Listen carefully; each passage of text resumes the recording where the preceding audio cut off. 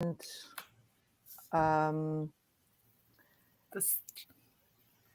hang on. Looks like we're live. We are live, are we? We're having trouble streaming to Facebook. There may be an issue. Oh my God. Okay.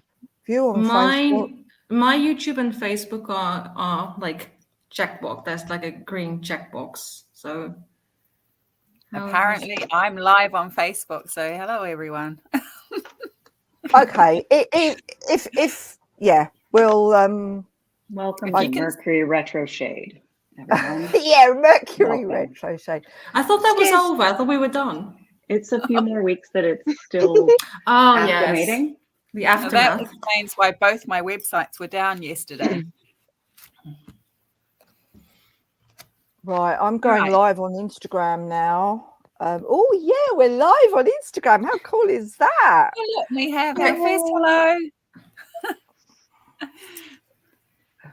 We're still figuring things out. Just bear with us. Yeah, I'm sorry, punctually to watch us and listen to us, but we're just hopefully this will be going live on Instagram anyway. I'm gonna come off it now. And we're here from all how over do I the come world. off it? How so do I click off? Forms of awake and sleepiness, isn't that right, Mariëlle? Where are you here from? I am. Well, I'm not from here, but I'm in Cyprus. And it's evening. Yeah, it's 9 o'clock for me. Yeah. Right. And I'm here in New Zealand and it's 6 a.m. And I've had a lot of coffee, so I'm primed, ready to go. Okay, I should learn to drink that at some point. I have made my screen so that it's very large and I can't see the comments. So can somebody sort of keep an eye on that for me, please? Because so okay. So a very warm welcome to all our viewers and listeners out there in the global stratosphere.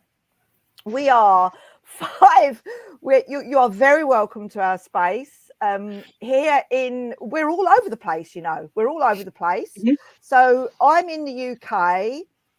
Rachel is in Wales, which is part of the UK.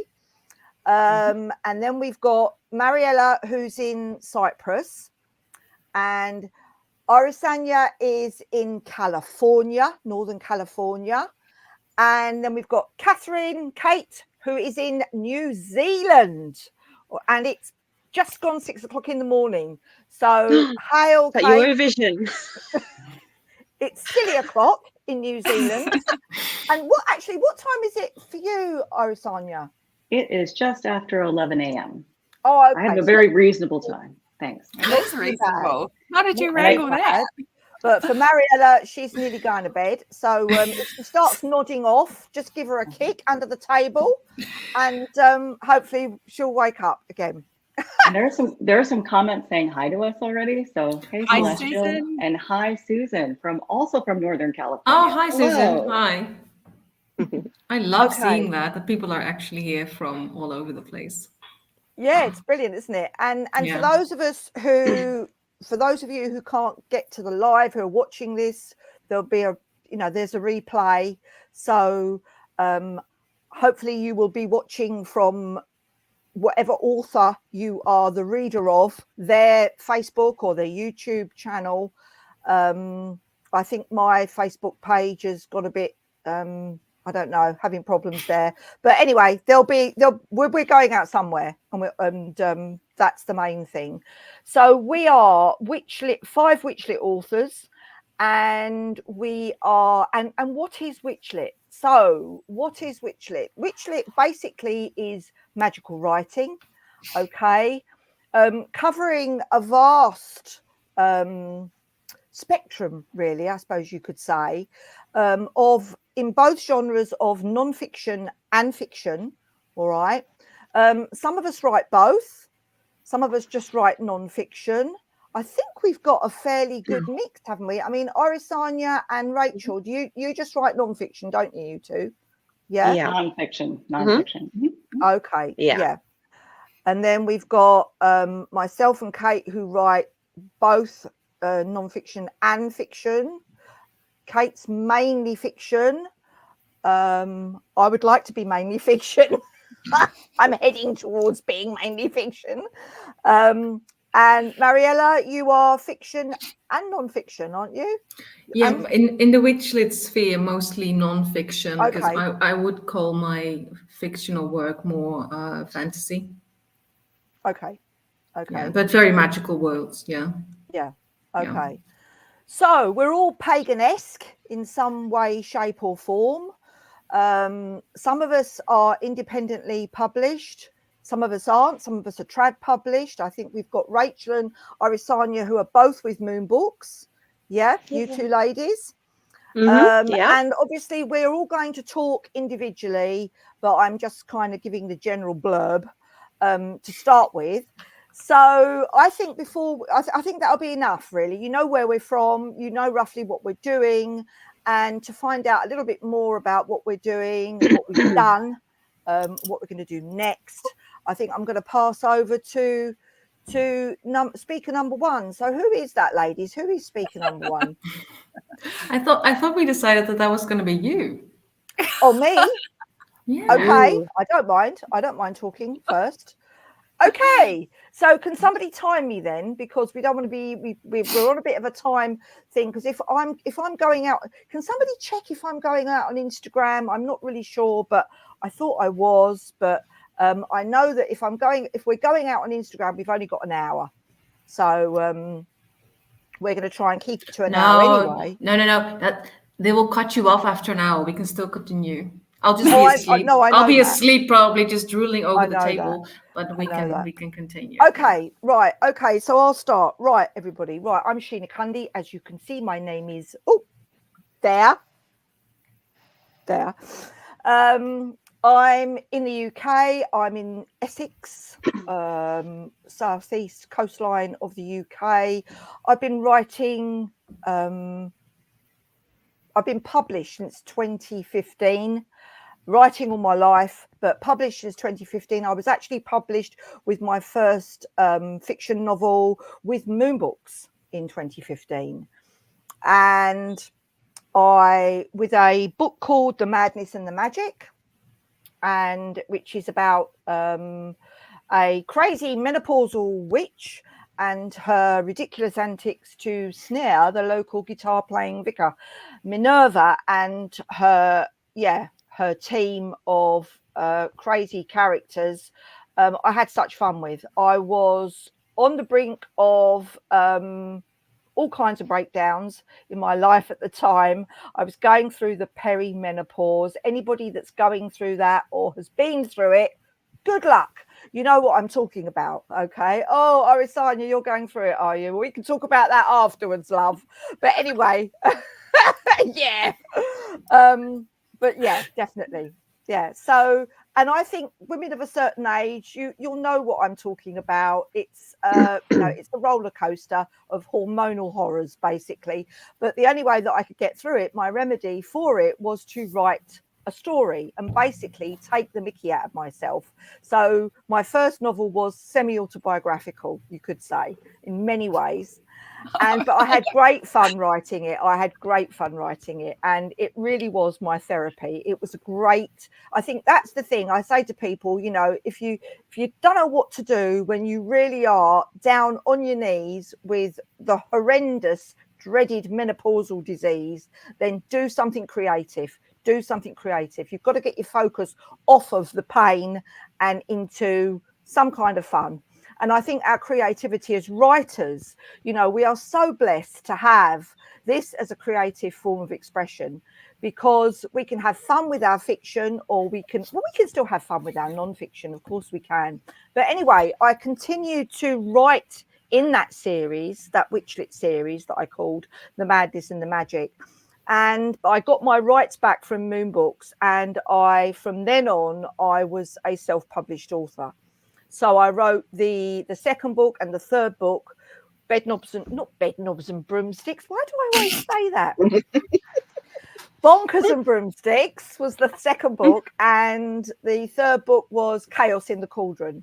So that's my 3-book Witchlit series that I had great fun writing. I'm really tempted to go on and write the 4th book, and I'm sure I will at some point. But, you know, again, if you're a writer, you will understand that it doesn't just stop at 1 book. And even if you're writing 1 book, you have all these ideas for other books while you're writing 1 book, which can make it a little bit confusing. But I think we're all in agreement here that we do have to focus to finish these books.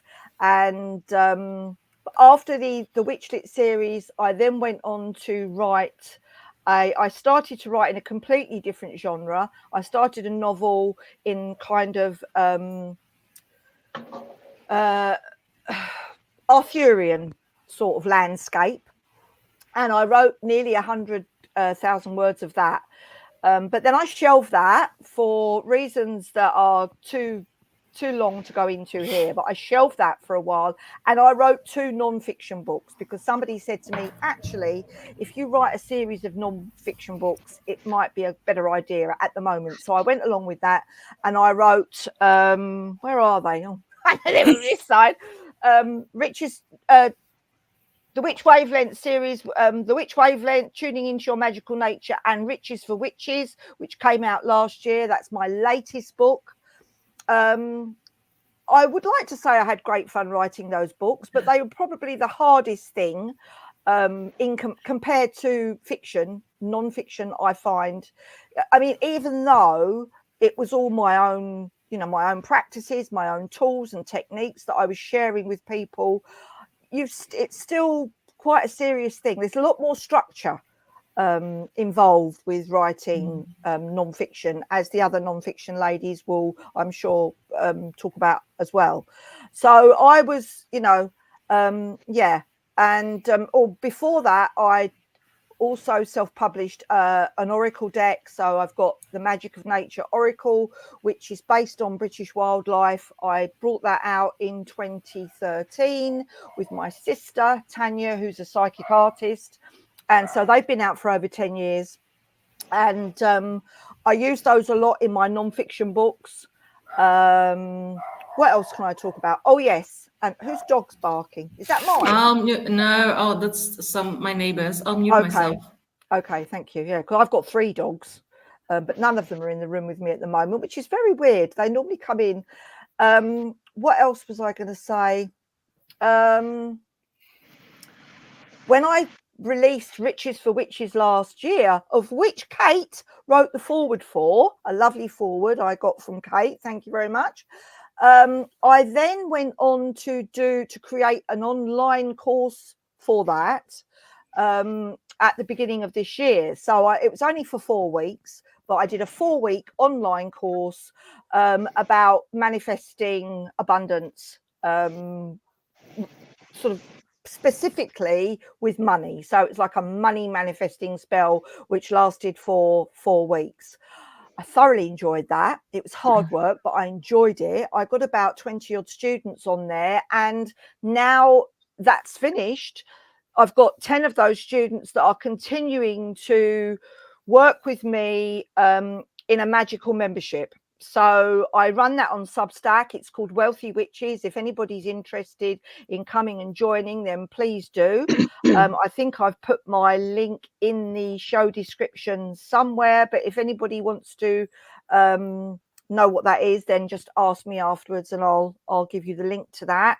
It's Wealthy Witches on Substack, and it's £12 a month, and I run a live workshop once a month with that. So and that's about it. Am I up to speed, everybody? How long have I been chatting for? You also do quite a few live things, in-person things, don't you now? Just in case anyone is in Essex or near about. Yes, I run a hedge riders circle locally to me, which is brilliant. The hedges, we cross the hedge, and basically it's journeying in the magical realms. I bang my drum and people lay down and enjoy it, and that's it. And we share that, and it's wonderful. I love holding sacred space for people. I've been doing it for a long time with my readings and my healing work. Also, I've just started a Sacred Sisters circle in my village. We did that on Friday night. That's wonderful. I think that's going to be brilliant. There is such a craving, I'm finding, in the spiritual community for people to be in community with others. Nearly everyone at this Sacred Sisters circle, when we asked what their intention was, they all said to connect with kindred spirits. So, which is what we all want, don't we? Whether we do that online or whether we do it in person, that's definitely something that everybody feels, that they want to belong to something. I think it's a natural human need, basically. What else do I do? Oh, I run a podcast. I run a podcast called The Witch Wavelength, of which all of these ladies have come on, apart from you, Irisanya. I'll have to get you on as a guest, won't I? We'll have a chat about that later on. And yeah, I do that with my husband. We have great fun, and you can listen to that. I think I put the link in the show description as well. So I think that's me done, isn't it, girls? Is that me done? We have enough going on. So I'm passing it on to, oh, hang on. I'm passing it on to you, Kate, now. You're next. You want me to go now? Yeah, go on. Do you want to go, or does somebody else want to go first? Yes, let's hear from Irisanya. Okay. I'm happy to go. It's fine. Hi, everybody, and hi to all these wonderful folks that I've all seen in like print, but not actually seen in person. So hi. And thanks for all the comments that are coming through. Folks are from everywhere, so that's really cool. I'm Irisanya Moon. My pronouns are she and they. I am located in Northern California, so like an hour north of San Francisco. I am an author, Moon Books author. I have written 8+ books. That's what I like to say, because 8 of them are out right now and a few more are waiting in the wings. And I'm also working on one right now.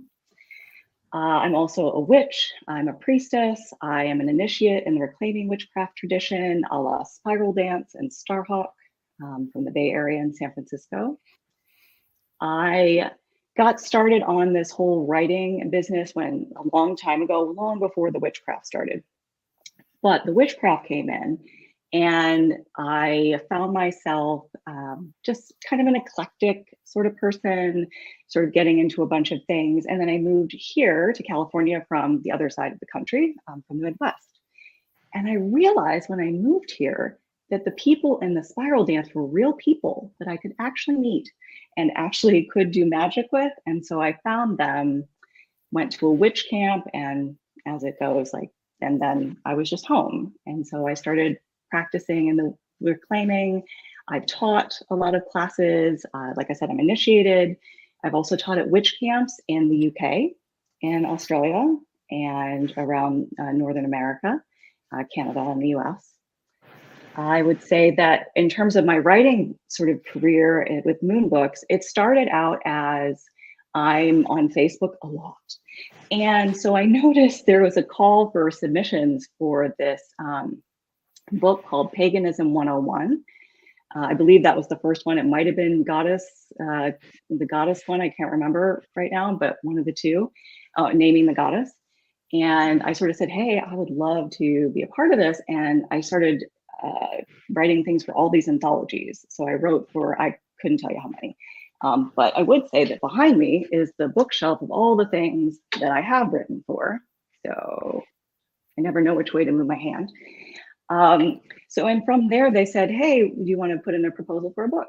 And so my very first book with Moon Books was on reclaiming witchcraft, which, let me tell you, writing about your witchcraft tradition for the first book you ever write is really daunting. And it's very daunting. That was not right on my part, but also it was a really good experience, and I'm still doing it, so it can't be too bad. I have written books. So my second book was on Aphrodite, which to this day is still the most popular one for obvious reasons. I've written a book for the Practically Pagan series, which is an alternative guide to health and well-being that got reviewed by Publishers Weekly. My fourth book was on Iris, because my name is for Iris and there are no books on her, but there are now.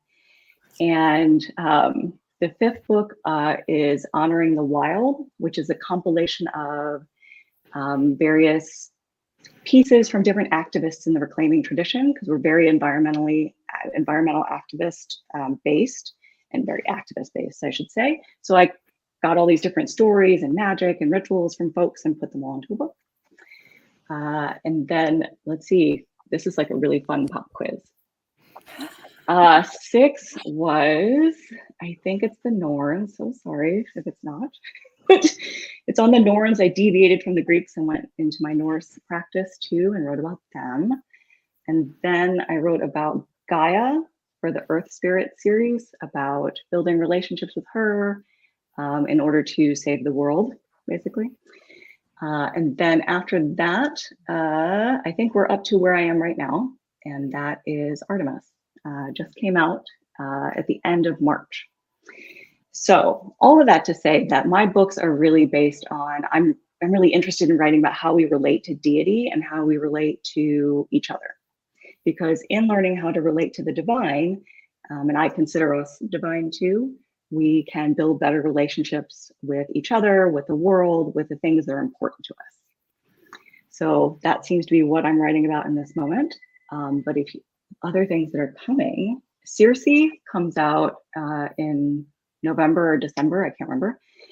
Hestia comes out next spring. And right now I'm writing a book on the Greek pantheon, which is a very fun and very daunting task. So those are all the books that I'm writing right now. They're all nonfiction, but they also include a lot of stories from my background. I tend to write about gods that I've worked with, and I have personal stories and personal practices. And I try to really bring things into the modern world and sort of how they can be more accessible for folks every day. So how you can do very simple practices in order to build relationships. Other things that I do, my website has everything. I'm going to forget something. So, irisanyamoon.com. I teach in person in California, but also, as you've heard, in other countries.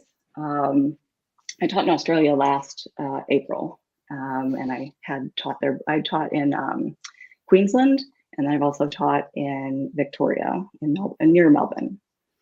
And in the UK, I've taught a couple of times near Shropshire, so up in that area. I have friends who live in Glastonbury or near there. So I teach at witch camps. I also teach reclaiming core classes. So those are like the classes that are sort of foundational for our tradition. Elements of Magic, Iron Pentacle, Pearl Pentacle, Rites of Passage, Communities class. But I also teach my own work.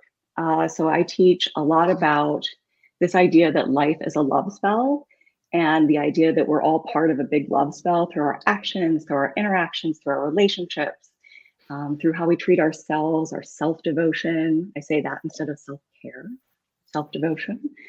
And working with that as a way to remember that we have ways to, move in and out of connection with ourselves and each other. So I do a lot of that work. I've also done a lot of death work, so I talk a lot about grief in a lot of my work too.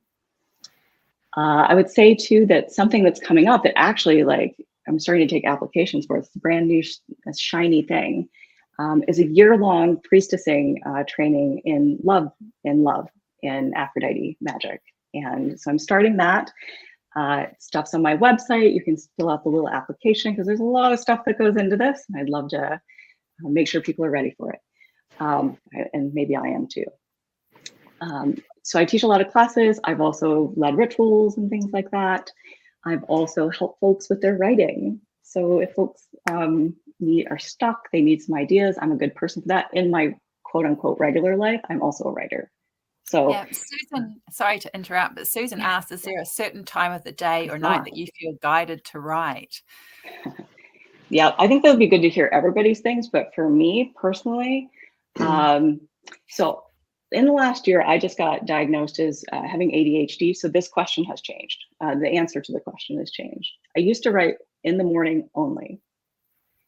And because it was the time of day where there's this old show called Joan of Arcadia.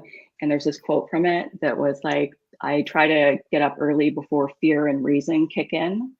And that is when I used to write, was first thing in the morning. And so because before I started to have all the messages about you can't do this. But now I can write pretty much whenever. So I was writing yesterday, so I'll answer that question here. I, for some reason right now, love to write at 2 p.m. in the afternoon. Don't know why. It's very strange. It's very odd, but midday usually is best for me.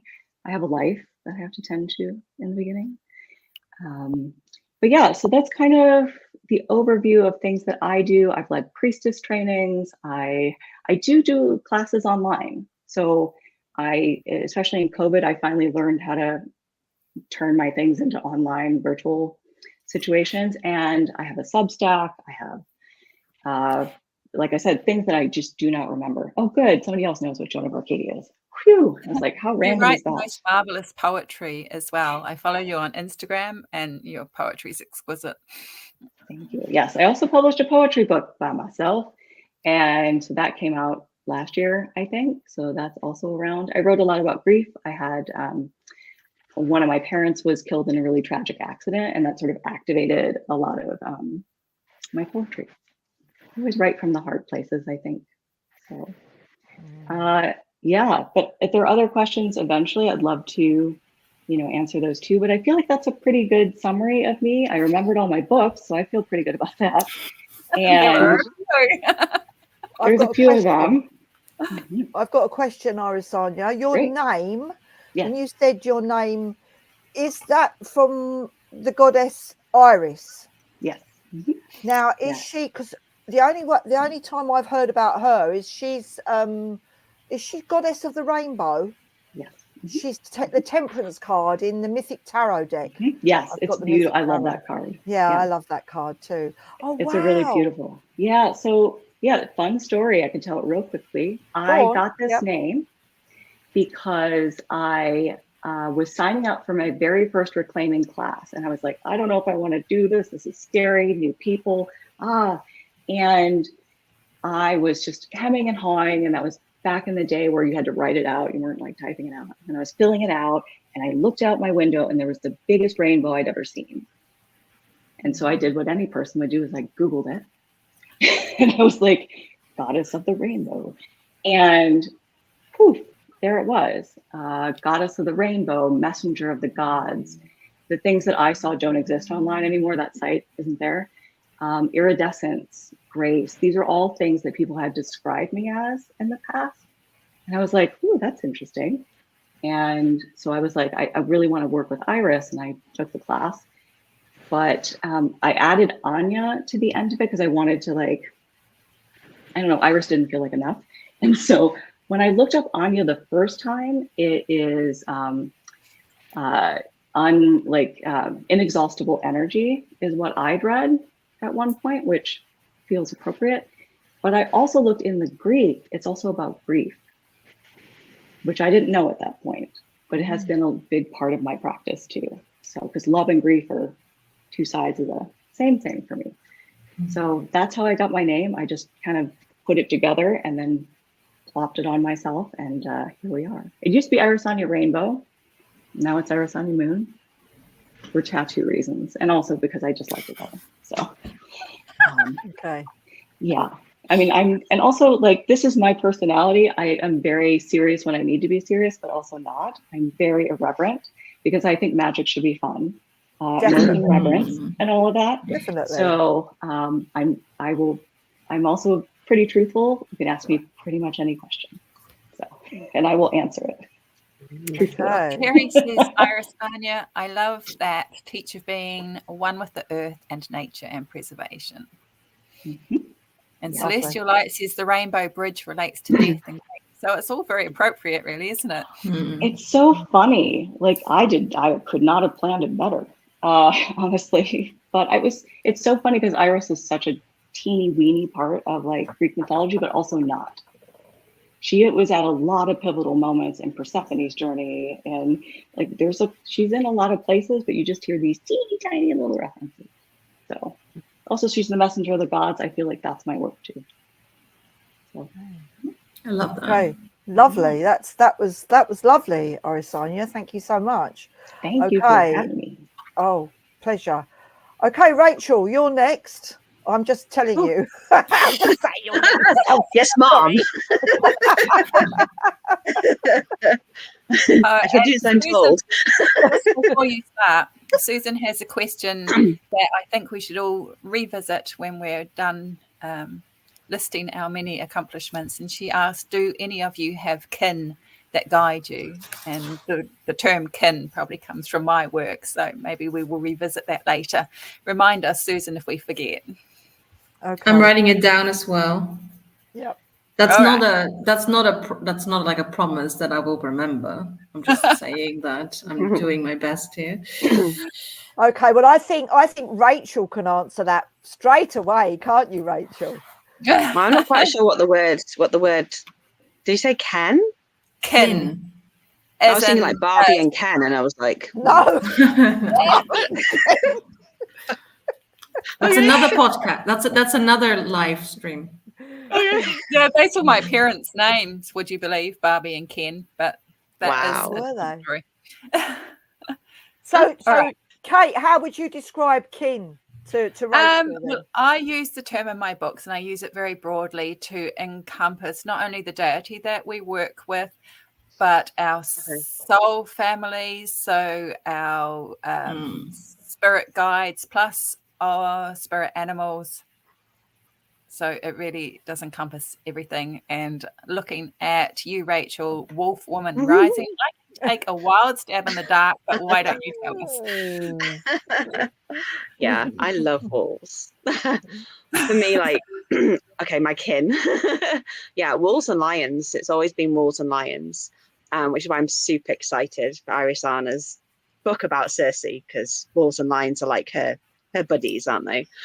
So wolves for me have always been a guide and inspiration, but more so it's always felt like the animal that I have most embodied and been myself. And then I also have other guides like Mars, Apollo, Minerva. They're also very precious to me as well. But let's go down the wolf. Go down the wolf path. We'll go down there. So I'm the creator and founder and teacher of Wolf Woman Rising, which is my wisdom school, made up of the books that I have written, write, and also the embodiment practices that I have used and therefore are teaching, because I know how well they work. So I'm a flower essence consultant, a sacred dance teacher. I've been teaching sacred dance now for almost 18 years. In various different formats. The long run has been with belly dancing. I did offer to give a striptease before, but everybody else was like, no. And I was like, okay. We might do that at the end, though. Maybe next time, Rachel. Maybe next time. And also, what else do I do?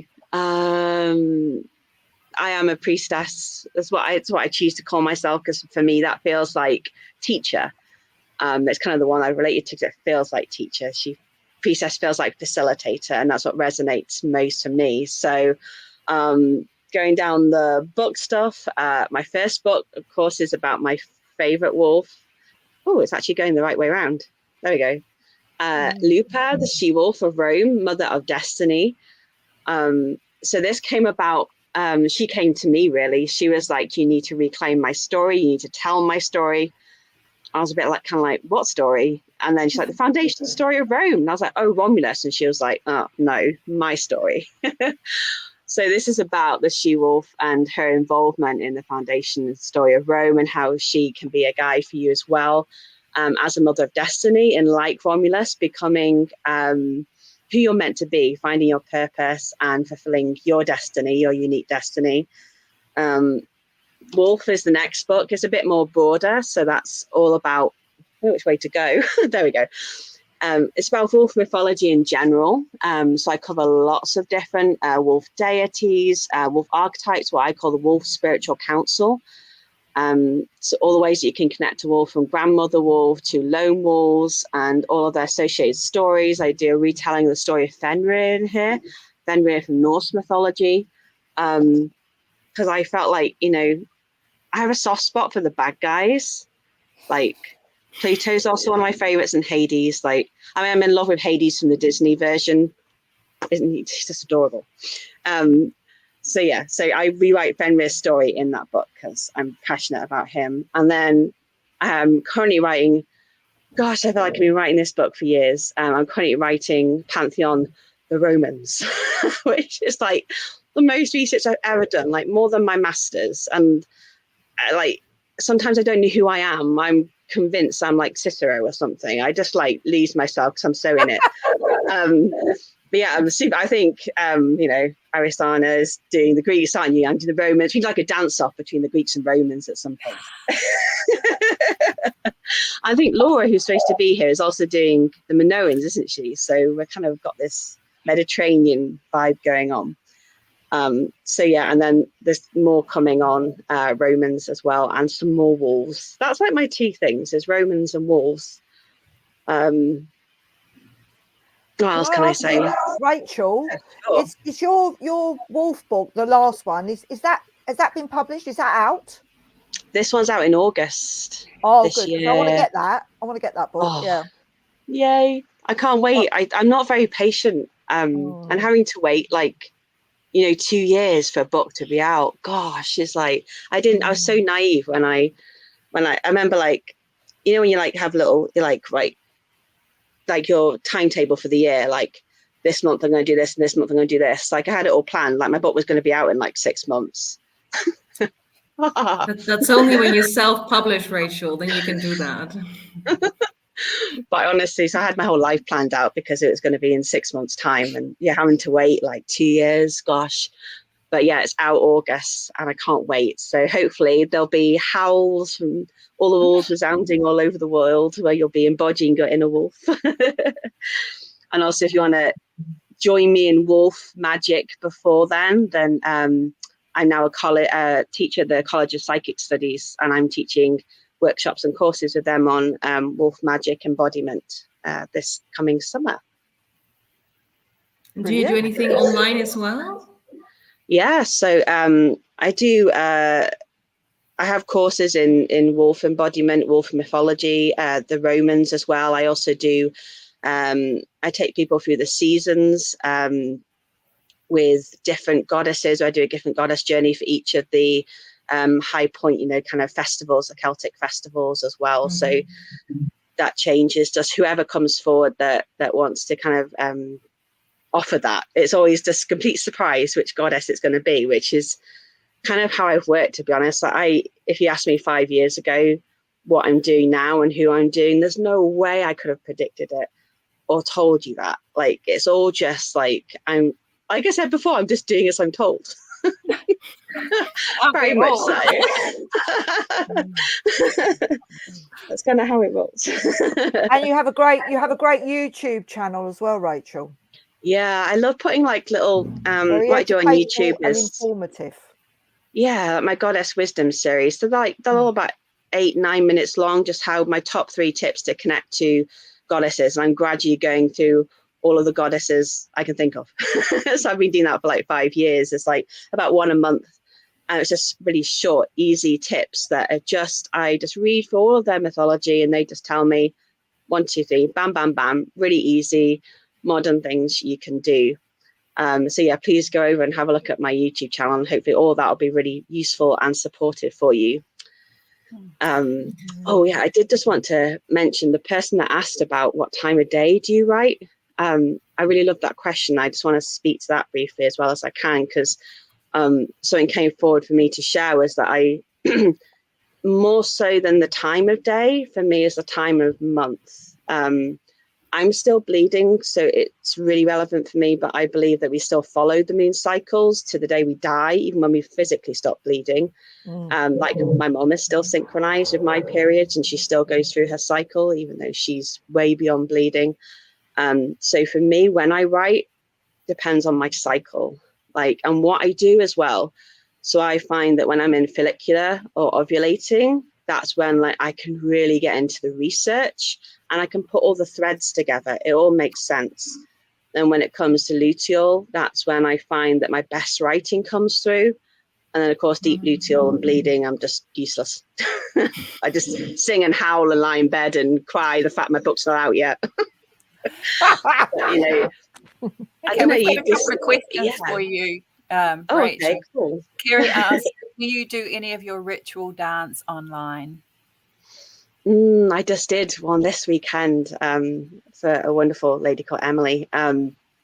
Yeah, so I do every, that was a guest thing, but for every course and teaching I do, I believe there's so many different pathways that you need to try them all, you know, and they kind of complement each other. So whenever I teach something, say we spend, for example, a month on Lupa or a month on Mars, I would do a guided journey.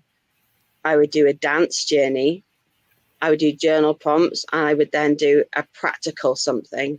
So I'm doing, you know, kind of audio, visual, kinesthetic, you know, all the different ways of learning. Because I think that, again, if we were, you know, monthly, we can do different parts of that, can't we? So, you know, you might want to dance, be lively when you're ovulating. You might want to quiet, listening to audio when you're on your period. But also, everybody's a different learner, aren't they? So I think as a writer, as a creator, although we kind of maybe default to writing, we do have to kind of offer these other things. And dance has been the other side of me, the dance and the writer. It's always been what's complemented. So dance has supported my writing. It's been a way for me to channel things, to get rid of all the ucky bits, or to come into focus. It's been time out. So it's part of everything I do. Dance is always there. So yes, come and join me dancing. And Alison asks, what's your YouTube channel name? Perhaps you can type it into the comments at some stage. Yeah, it should be Wolfwoman Rising. Oh, everything nice should be that. Everything should be that. And then I think on Instagram it's the only one that's different, which is Wolfwoman Rising Official, because someone else got my name before me, who I have forgiven. So yeah, try Wolfwoman Rising, and then you'll find it there, and you'll find some dance on there as well. Lovely. Susan asked, and I think this is one that we can all address as well if we feel like it. If any of you feel blocked with writing, how do you find your way again? And I just want to say, sorry, one of my lights went out, so I'm sitting here in the dark because the sun hasn't risen yet.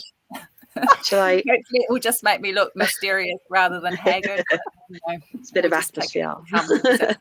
So shall I answer that first while I'm on, and then you can all go on to your thing? So if the writing's not happening, I don't push it. I want to share a story with you. When I came to write my second book, I was convinced which book it was going to be. I just knew what it was going to be. And I must have gone to the library to write for about 3 weeks solid, and every day it just would not happen. It just wasn't happening.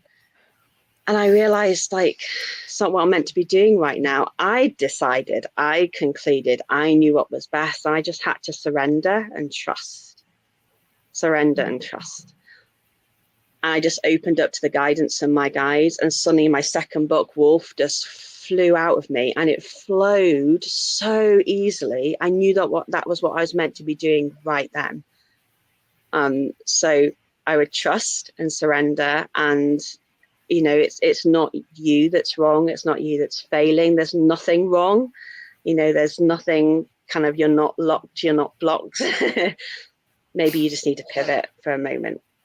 Would be my advice. Pass the mic. Mariëlle? Yeah, shall I go? Yes. Okay. Do you first want me to answer that question, or can I? I'll answer that at the end. Just remind me, because I am half asleep by now. Okay. So hi, my name is Mariëlle, and I'm like, oh God, we're doing a whole introduction. I didn't know we were doing that. I hate those things. What do I do? If you want. Just assume everybody knows who I am, which is not the case. So what do I kind of rather recently, because I do a lot of things, and it took me until quite recently that I realized, oh wait, it's actually all one and the same thing. Or it's like the umbrella, like it's just a huge umbrella. I am very much focused on helping people find their purpose, but also find like the courage to follow their purpose, like do what they came here to do. That's really I've been in the independent publishing world for quite some time, And there's a lot of focus on things like you have to write to market to become successful and stuff like that. And that just really grates with me, because I'm more of we're here, like everybody comes to this earth in this lifetime to do something, to contribute in one way or the other. And it's all about finding what that way is for you. And then having the guts to honor that, which is quite hard, because a lot of us grow up being told that what we feel like we need to be doing is not going to be useful, it's not going to be practical, it's not going to bring home the money, like stuff like that, right? So I work a lot on helping people get rid of these sort of like conditioned beliefs about what they should and should not be doing, figure out how they want to pursue their creative career, stuff like that.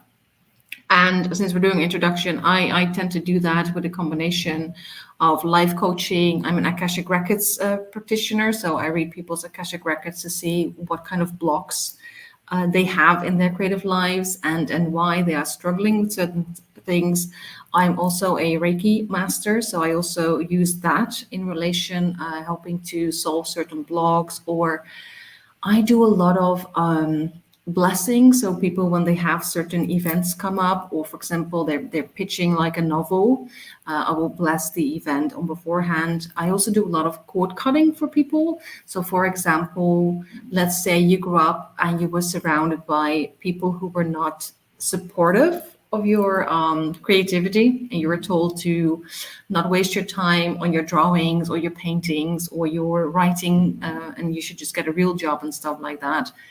I do a lot of cord cutting around that. So like cutting the negative cords that are still between you and the people, like your peers or your parents or your teachers, depending on who were the people. Like in my case, like I grew up with a mother who said that there's no point. I always wanted to be a writer, but she said when I was really young, you can't do that. Like that's not gonna bring home the bacon. And now I say, well, Mom, I'm a vegan, so I don't need to bring home the bacon. So let me just write. That's what I say now. But that really shaped me for a long time. So I hit my writing until I was 28. That's when I was like, finally came out of the writing closet and said, I really want to do something with this. So that's almost a decade now. I'm turning 38 next month. So I help people with that. And so all of my books, all my nonfiction books really fall under that umbrella. And I was going to show you, so my last one, I'm actually sort of in the middle of publishing one, so I didn't want to show that one because you can't really get it anywhere yet. I just ran the Kickstarter. I do a lot of Kickstarter. I really love the platform. So it's not really out yet. So I was like, let's just actually talk about the last book that I published, which is Tarot for Entrepreneurs. I don't know if you can see that. And with Tarot for Entrepreneurs comes a oracle deck. It's like I have a cat here that just realizes that I need to be in bed, and then she comes and gets me. So Tarot for Entrepreneurs it's a collection of tarot spreads. And when I say tarot spreads, I mean you don't need to use tarot cards. You can use oracle cards, angel cards. You can even do runes if you want to. It doesn't really matter. That are specifically for business owners who feel like they got lost a little bit in the process, or business owners who are like, they're not lost yet, but they want to keep making decisions that are aligned with their hearts and their souls, because that's really so it's not just it's not like, oh, it's for entrepreneurs, how can I get rich fast? It's not like, it's okay, how can I manifest in a way that is aligned with why I'm here, that's aligned with my heart, that makes my soul happy. That's very much my focus. How do I make business decisions that are really that are good for me, that are good for my business, that are aligned with my beliefs about who I am and who I want to be in this world? And I would say that, because people have asked, because this book has been long in the making. Like I started this in 2018, and it just was really on the back burner for a long time. And then last year it suddenly was here. It's like, I need your attention right now. And so that's when I really started working on it. And I think that was the perfect time for me, because when I first started this book, the spreads I created, I really still needed them myself, because I was in that sort of pivotal moment that you're like, I'm doing this thing, but because I've been an entrepreneur since 2014, so the past decade, and I'm doing this thing, but I was still much too susceptible to what other people were saying.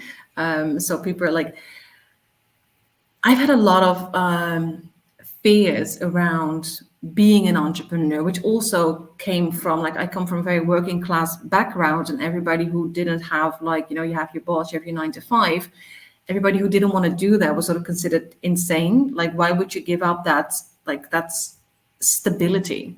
And I've always thought, no, I want to do my own thing. But there are a lot of fears around that. And the thing about these, that's how it affects me, is that you start listening to other people and you're not necessarily able to discern what's right advice for you and what's not. So you start doing things that might not be so aligned with you. So I think the reason this book really last year was like, now you need to finish me, it is time, is because I finally got to that place where I know who I am. I know who I want, like, I know who I want to be in this world. I know how I want to do my business. I've done some extreme cord cutting with people who were always up in my face about how I was doing my business. I literally, I'm just realizing that now, like, I cut these people out of my life about a month before the book was like, it's time. So I'm now having this moment like, oh, wait, I really, like, the one person who was always talking me down about how I was doing business, because this was very much a person, like, how can I, always looking at my work, like, how can you get rich quick? And I'm like, I'm not in here for the rich, I'm in here for the long haul. I want to do this my entire life. Like, so I'm literally just realizing that, oh, the moment I cut them out, the book was like, I think you're ready to do the work to finally finish it. So that's why I created the book. And the card deck is really just, so these are all affirmations that will help you. So things that you can draw every day that will help you keep on that path, like this sort of heart-centered entrepreneurial path. And I use it a lot, and I it is so on point, and so, like, it holds up so many mirrors to me that I'm like, why did I create this thing? Because it's like, it's I shouldn't have done that, because it's like, stop slapping me in the face. But the reason I created that one, because this is my second Oracle deck, and it was really sort of a, the first time I did a Kickstarter, I was like, I had this idea for a book, and I also at one point had this idea for an Oracle deck, and at one point I realized, oh wait, they really match. Oh, let's do it. So that was a really successful Kickstarter. And as soon as I realized, oh wait, this worked, like, people actually are waiting for this, that's when this Oracle deck came to me. So it's like, okay, what do I do with it? And then this book was like, yo, I want your attention, like, now. I was like, okay, so we're going to do it again. We're going to have a book and we're going to have a companion deck, which you can absolutely, you don't need both of them, right? I think it was more of an excuse for me to just push the deck. So like, okay, now I have to create it. Now I have a reason to create it. Yeah, so that's the book. What I'm working on right now is my next, like, I don't think I'm ever going to publish a book again without Kickstarter. And I know Sheena at one point wanted to have me on to talk about Kickstarter on her podcast. And how it works and why it works so well. So the next Kickstarter for me is the expanded anniversary edition of Tarot for Creatives, which is a book I published 5 years ago. It's another book of spreads, and it's very basic. This was like, I was really at the start. Like, Sheena, I published it like 2 weeks after we met, I think. So I was very much at the start of my nonfiction publishing journey, and I didn't think it was going to work. I didn't think people wanted stuff like that. And then I met Sheena at a writing conference, and we were in a castle as a sort of a retreat part, and I had my tarot cards, and I just sat in the corner on this sort of like really old fashioned, can I touch it? Can I not touch it? Like, kind of bench. And I was like, I'm just going to sit here. And if people see me and want a card drawn, let's do it. So I did a lot of the card spreads that I had intended for the book, and everybody was crazy about it. So I was like, okay, I'm just going to publish it and see what it does. And it's not my best-selling book, it's the next one. So I'm like, okay, so there's an audience, that's cool. So now it's been 5 years. I have gained so much more knowledge and so much more confidence in my creations that I've decided to do an expanded edition, and it's going to be more like this one, because this one doesn't, Tarot for Entrepreneurs, it's not just tarot spread. There's a lot of other sort of intentional practices in it. So there's a division between, okay, so first we have the tarot spreads, and then we have like advice on like how do you set intentions for your workspace and stuff like that. So I'm going to treat the Tarot for Creators in the same way. So it's going to really massively expand. And I'm very much looking forward. I feel like I have reached this phase that I can give myself fully to my work, and I'm not holding back. And I think, well, Tarot for Creators is my second nonfiction book. So I was still very, does anybody need this? Who am I to publish this? And I'm sort of, in those 5 years, I've grown a little bit. Yeah. Mm-hmm. Yeah. So that was me. Oh, so the question, 2 questions. If I feel blocked, well, I'm always working. So I write fiction and nonfiction. So I work always on a lot of projects at the same time. So when one is not working, I just put it away. But also, like Rachel said, like, don't push it. Like, I was going to do the Kickstarter for the 2nd edition of Tarot for Creatives in May.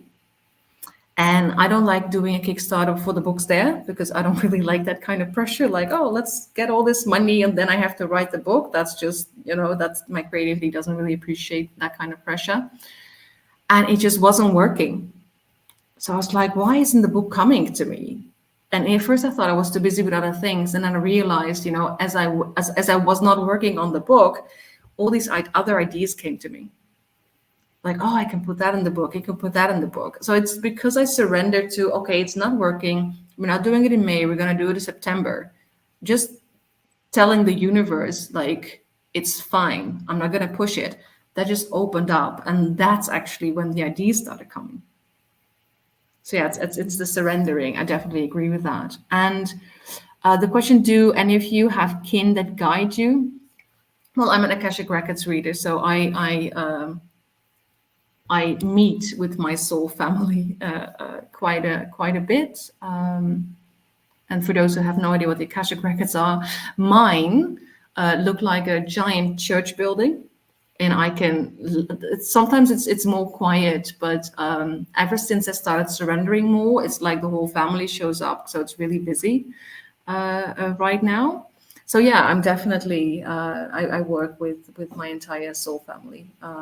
Not necessarily in an incarnated level, but yeah, they're all there. And my other guides, like I'm a Reiki practitioner, so I have those guides. I have some archangels I work with. I work a lot with Uriel, who's always in my Akashic Records, just hanging out. So yeah. Lovely. That was me. Lovely. Thank you, Mariëlle. Any questions from Mariëlle? Because I can't see the comments, ladies. No, but Anna says, magical ladies, I hope your mirrors tell you every day how bright you shine. Oh, that's lovely, isn't it? Oh, right. Oh, I've got all gooey.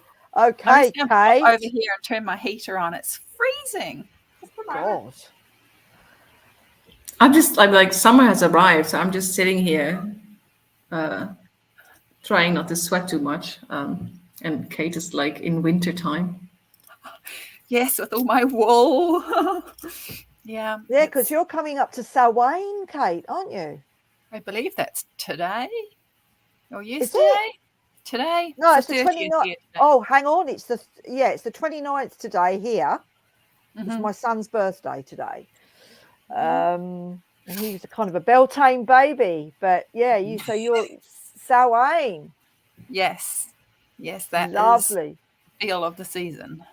And it's very foggy this morning, so it really suits it outside. Ah, goodness me, I've got a question already, Susan. It's my turn, isn't it? Yes. Yeah, you're headlining, Kate. Okay. Susan says, Kate, are you feeling your next book coming? I suppose I should do the short introduction. I'll make it pretty short because not everyone will know who I am. I write mostly fiction. I'm known now for my Wild Grove series, which is basically my magical practice fictionalized. And the reason that really works for me is because if I write it in fiction, then hopefully, if I do my job well enough, you can really start feeling what it's like to live a sort of life that is deep and connected and broad and sees the world in a much more connected way. So, and that's why I started the Wild Grove series, and I started that in 2020, and I think I'm 9 books in now. I'm about to start the 10th book. Yep, that'd be right. So I've worked really hard. I started out writing and practicing this sort of thing, a pagan practice, back in my 20s. I did a lot of dream work for several years there. My first published book, which was trad published back in the 90s, of course, was about dream work. And then I was a single parent for a long time, so that took up most of my space and energy. And eventually I went back to writing, and I wrote novels, and I started self-publishing in about 2011, a variety of different types. And in 2020, I decided that it was time to really write what my heart and my kin, my spirit folks were telling me to do. So that's the Wild Grove series. And I am about to start, what is it, Susan? It's book 6 of the main series, because I have the main series, which is 5 books, and then I have 3 spin-off books and another spin-off book. And I'm getting lost here. So I've put a publishing date for the next book, book 6, for end of September. And that's how I write. I write to deadlines. So I set myself a deadline, and I've only missed that deadline once in all these books. So that's pretty good. And I am feeling it coming. What I actually need at the moment is some time and space to surrender, as everyone here has been talking about, to fill the creative well and let the story form. I've got a huge cast of characters now. There's probably too many characters, and I know where they're all at, but I don't know the storyline yet for this upcoming book. And so that's what I need to figure out, at least the beginning of it, before I sit down to write. And I'm planning to start writing it on something like May the 16th. I actually have a start date. And I write in the morning 5 or 6 days a week until the book's done. So I'm pretty disciplined about it. Morning's the best time for me. It's when I'm most awake. Irisanya, I don't know how you do 2 o'clock in the afternoon, because that's nap time for me. It's when my brain is the most tired. So that just goes to show how different we all are, doesn't it? Mm. Yeah. So that book, which I'm not happy with the title for it. Valerie's done all the covers for the rest of the books, and I really want to show you all those. They'll be in my next newsletter, but I'm not happy with the title for The Hollow Path, because what I wanted the title to be was The Hollow Way, which of course is a type of ancient pathway that's been walked so much that the path has actually become more like a tunnel. I don't know if you're familiar with that idea, but that's what The Hollow Way is. But graphically, and along with the other titles that I've picked out for the books, it doesn't work so well. So I'm in half a mind to try and think of a different title for that one. So if anyone has any ideas, let me know. But what I really wanted to talk to you all about for just a moment is nonfiction, believe it or not. Everyone's been waiting for my dream book, which I've been promising for quite some time. Gabrielle says Robert McFarlane's book by the same title. Yes, I've got that. I haven't read it yet, but it's on my shelf. And you're right, that's called The Hollow Way too. So that's really what I'm talking about, that idea of the path that's so well traveled for so long. But I've been thinking about nonfiction for some time, and in my last novel, The North Star, the character Winsome, she comes up with this idea that's not really formed, and she says it out loud, and she says something about what she calls the stations of the heart. And it was just a kind of throwaway line, and I didn't know what she meant when I wrote that line. But it has really resonated with me, and I've gone away and thought about it, and I thought, the stations of the heart, that's what I'm going to make my nonfiction. And it's going to be a series of books that walk right through every part of my practice, every part of my magical practice. And it's going to use markers from the novels, so it's all going to mix together. So there's going to be 9 stations of the heart, and the first one is going to be based around what I call the village of refuge and life. And it is the you'll find it in The North Star and in Becoming Morgan, and these are now the novels that I've been writing, but it's a particular place in the other world, and it has a particular meaning. So the first station of the heart is going to be all about finding and making sacred space for ourselves, and fostering a sense of belonging. And so that's all going to be around that, and it's going to be using the idea of this place from the novels, from the other world, and illustrating these ideas and concepts with that. And I hope that makes even a little bit of sense. And it's also going to have the oracle deck that I've been promising is going to be based around this too. So there's going to be 4 cards for each station of the heart, and we're just going to go on a journey from one place to the next. So we're going to start out at the village of refuge and life, and then we're going to move to the garden, the Ash Cottage, which is Erin's garden, that radiates from a central point in every direction. And we're going to think about Teresa's lessons of gardening our mind, taking care of our thoughts, listening to how we speak about ourselves, to ourselves, all the things that basically are necessary to give us a really good grounded foundation in our lives. And after the garden, we go to the island of the crone, and we meet our first deity and see what lessons she has to give us. And then we go to the tent of dreams, and these are all places from the novels, which makes it so much more fun for me because I know these places really well, because they're actually places from my practice, from my otherworld journeying. Anyway, so let me know if that doesn't make sense. Ask questions. Susan has a question for you. She asks, do you write in trance? I write in flow, and some of it is probably written in trance. Some of the prayers and the rituals, they are at least started in trance, which is a very weird feeling to actually be in a trance state and typing. It's kind of crazy.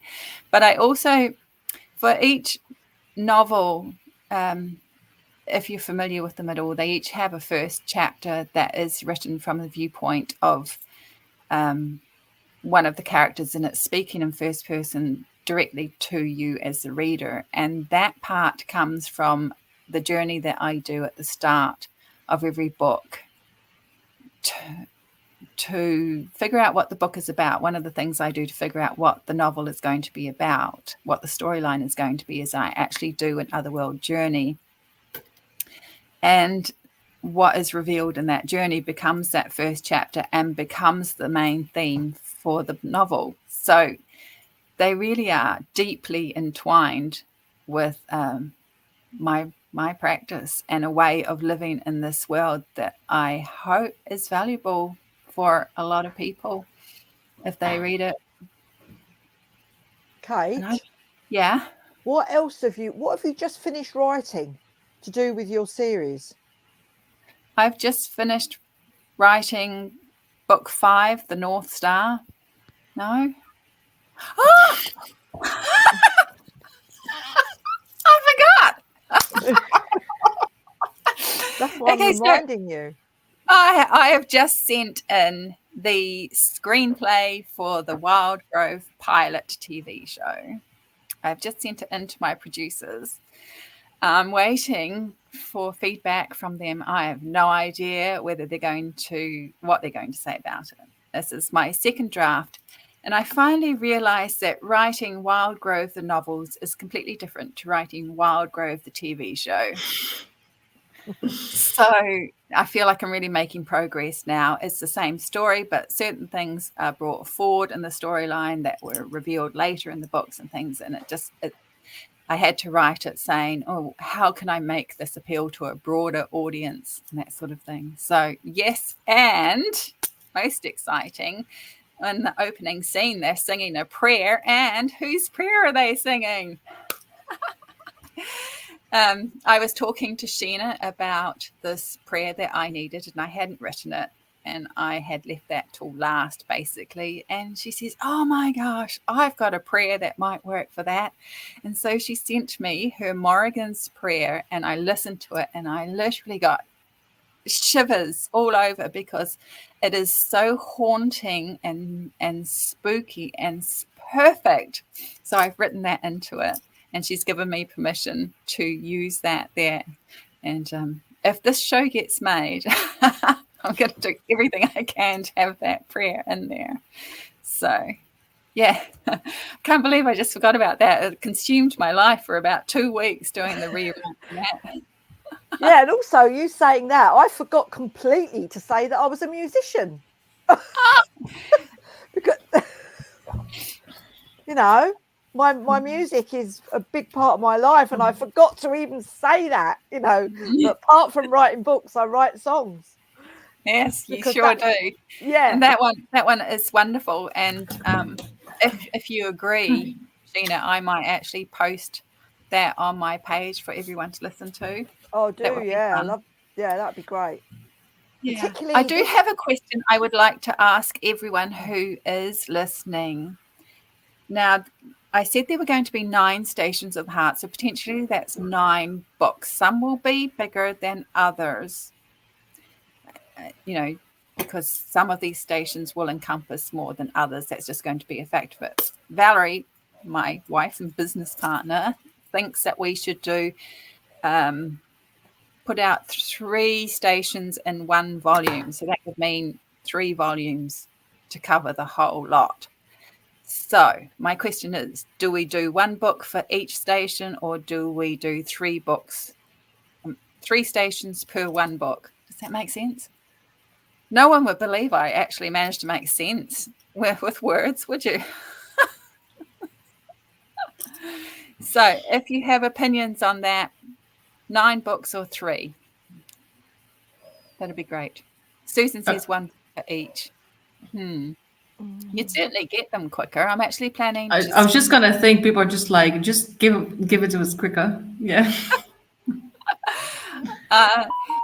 Once I've got the Hollow Path out in September, I'll be turning around and working on this on Stations of the Heart. Unless the only thing that would stop me doing that would be if I have to write the rest of the TV series. Oh, what a shame! Yes, it's a hardship. Yeah, The tough choices. Catherine says, "Kate, do whatever you are guided to do." Amen. And also, Susan thinks that you should write 20 Stations of the Heart, just, as a suggestion. Now you're at it. Yeah, well, that would take several years, wouldn't it? Yeah, Barb says, I like the idea of one book for each station. I like the idea for one book of each station too. And I actually want to make them, because this is going to be the ultimate guide to the practice that I write about in Wild Grove. They're probably, once I've done these 9 books, I will probably not have more nonfiction than I keep putting out. I mean, I will have said everything I want to say in that format. So I will probably just go back to writing fiction after that for the next, how old am I? 20 years, 15 years or something. So I want to make these books really nice. I actually want to make them really nice physical objects as well as ebooks. So you can do like a lovely box set in the end. Yeah, exactly. I want to make them something that you'll be really proud to have on your shelves and to carry around with you. So we'll just have to, I guess. Catherine says, ask Winsome. Actually, that's not a bad idea. Let's go and ask Winsome, because it is her idea. And the funny thing is, that actually makes sense to me, because in the next book, Winsome is going to be doing something about her Stations of the Heart, and it will be interesting to see her overlap and mine. And yes, Irisanya, I do talk about my characters like they're real people. So, yeah. So I've got a lot of exciting things coming up. I've got the Wild Grove main series. I'm only planning 8 books in it, and we're up to number 6 now. So depending on workload next year, I'll probably do the next 2 books, the last 2 books in that series next year, and then that whole 8 will be done. And I think there's another book that comes after Becoming Morgan, and I may or may not go back and write more of the Selena Wilde books. So we'll just have to see. Brilliant. But, yeah, that's the plan. Brilliant. Oh, and Anna says study books separated would be more practical. Yes, they would. And I think they're going to have workbook aspects to them. I don't know whether I would make workbooks separate to the main books or not. That's all something I'll decide as I'm doing it. Susan says, have you and Valerie ever considered making a dream journal one would write? And actually, yes, I have that almost underway. So when the Station of the Heart dealing with dreaming, which is the 3rd one, comes out, it will come out with a journal that you can write in, specifically tailored to what I teach with the dream work, because that dream work is how I started out. So it's a big passion of mine. And Gabrielle says, unless they ask you to write more, well, that's always a worry, isn't it? That these characters will say, well, actually, you can keep writing us. But I do have other ideas. I'm sure all of us, from listening to everyone talking here, it's like there's no shortage of inspiration. There's no shortage of ideas, of new projects, of things to occupy ourselves and to write. So, I mean, I'm always thinking in terms of story.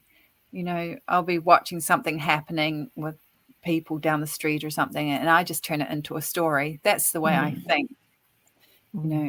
Anything that happens, I end up 5 minutes later, I've turned it into a book that I could write. That's how my brain works. So, and it reminds me very much of the tarot card, the 7 of Cups. The 7 of Cups is castles in the air. Which ideas am I got? Which is going to be fantasy, and which is going to be, which am I going to bring down and manifest? I'd be interested to know how you people who write nonfiction specifically, how you decide what your next project is going to be. I don't think I decide that. I think that's decided for me, and I just have to listen. I choose propose books based on things that I feel might be helpful in the world. All of my books have a little like subtle, like, this is something that might be helpful right now. The Norns was about hope. Iris was about sustainable service. Like all of them have just a little thing in there that I feel is sort of coming up in the world, and that this God might be good to work with. I do the same thing in my fiction. You know, each book has a sort of theme that I think, you know, if you learn how to do this, or if you think about the world in this way, it will be helpful. Yeah. So I can totally relate to that.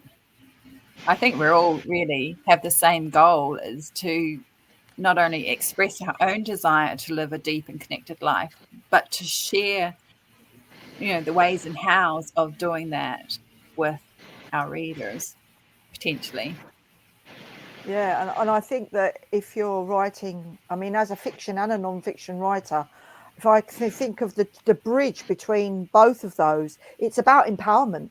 It's about empowerment. I mean, all my female characters in my novels are, or the main one, it's about, you know, they're empowered females, or they change with the story to become more empowered, you know, and the non-fiction is about empowering the reader, you know. And wow, look at the subject matter we've got, ladies. I mean, magic. There is, you know, it's unlimited potential. That landscape is just, you know, that's what makes it so creative, I think. Magic, you know, when you're working with magic, it's makes it so creative. I think, do you think I mean, we've been on for like nearly an hour and a half. I have my cat decided, so we're not going to bed. So I'm just gonna, you know, she's just winging it. Yeah. The other ones are quiet. I noticed, Irisanya, you've got a black cat in the background. I've seen the tail. I have two. Yes. They will wander in and out. Yes. Their names are Bear and Moon. Moon's full name is Mr. Moon Beans for his toe beans. That makes all the sense to me. I have 5 at the moment. It's getting a little bit out of hand. But if my place would let me, I would. How can you not? Look at her little face. So this is I have 5 cats. This is my familiar. She's my cat. Yeah. So I think if we haven't got any more questions, ladies, I can't see the comments. Susan wants to know, Kate, will Burdock have a book? Burdock can't have a book of his own. He's a dog. Susan, there's your answer. I love that you feel Burdock so strongly as his own character that you would even ask a question. He's such a sweetheart. For those of you who don't know, Burdock is an Irish wolfhound. I love dogs, and I don't get to have one because we rent our house, and it's just about impossible to have a dog if you rent a house here. So I wrote Burdock into the books, and he's just my big, hairy love dog. He's so sweet. And because the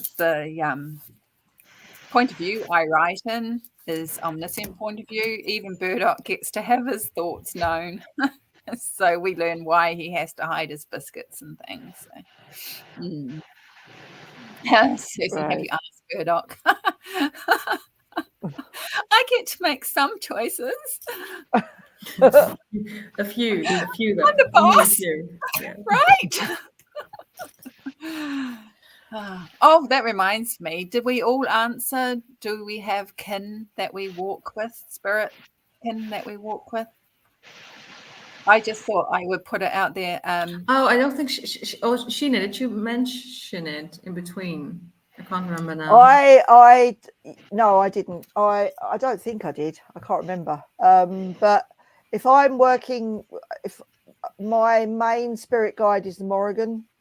As most of you know, my band is called Morrigan's Path, so she's my favorite girl. And also I love the crone.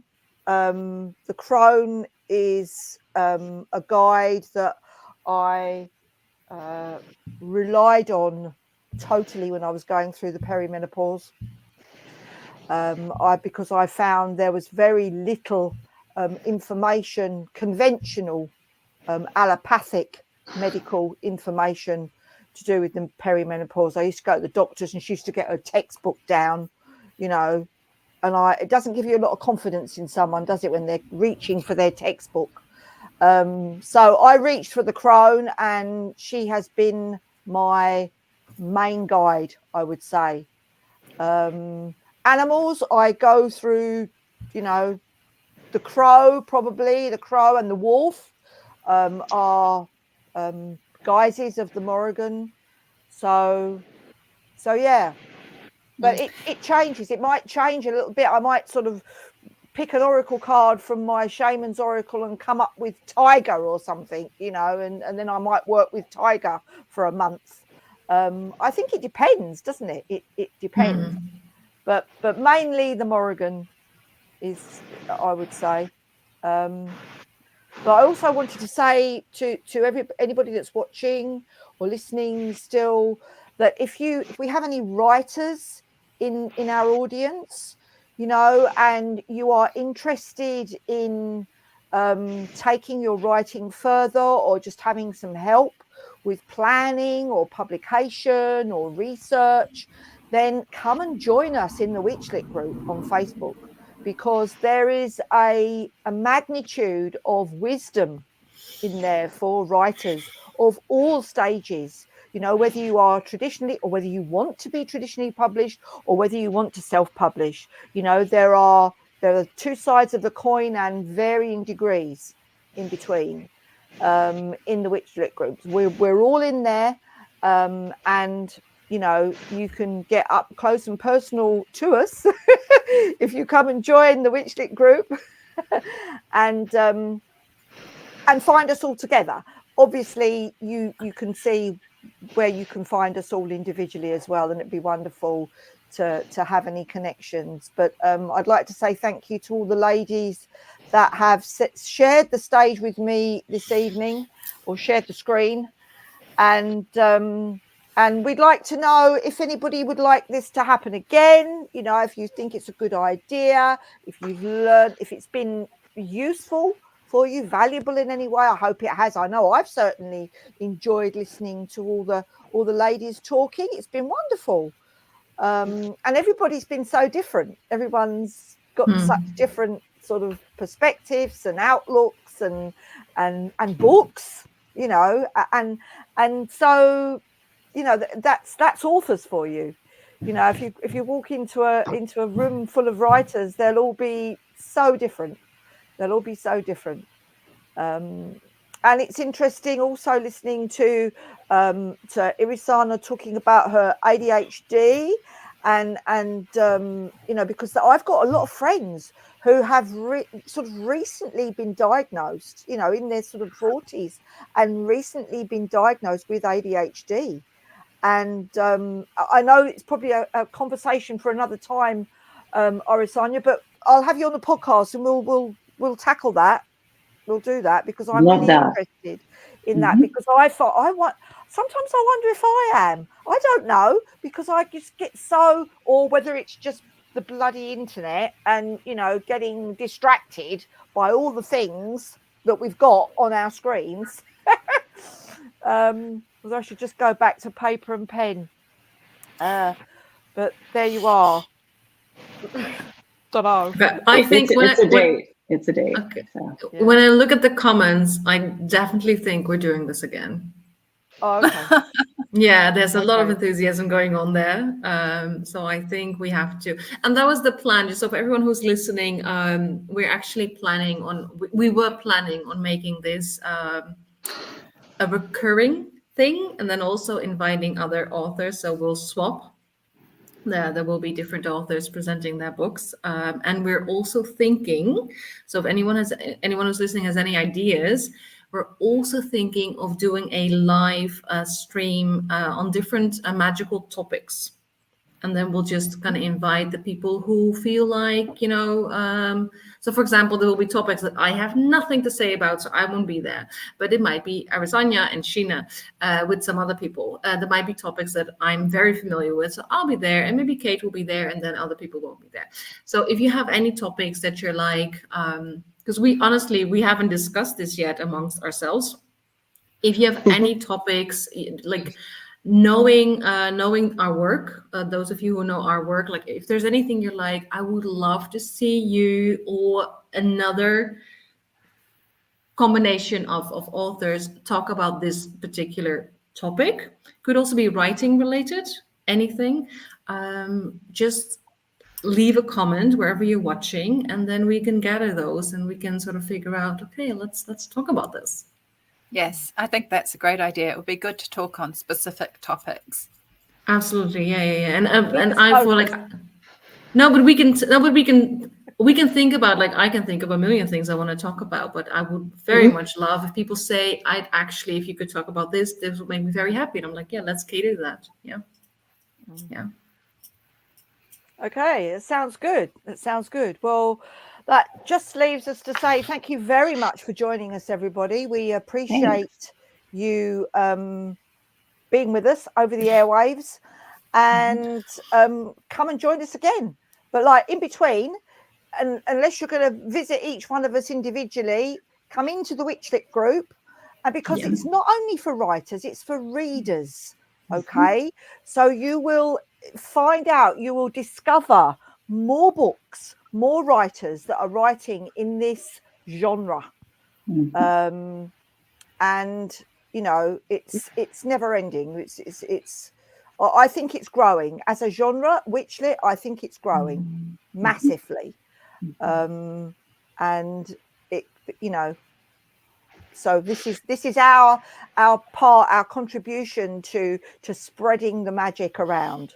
So we hope that you've enjoyed it, and join us again next time, and stay tuned to when that'll be, by coming and joining in the Witchlit group. Okay. Thank you. So Thank goodbye, you. everybody, and I'll just end the live. Thank you very much. Bye.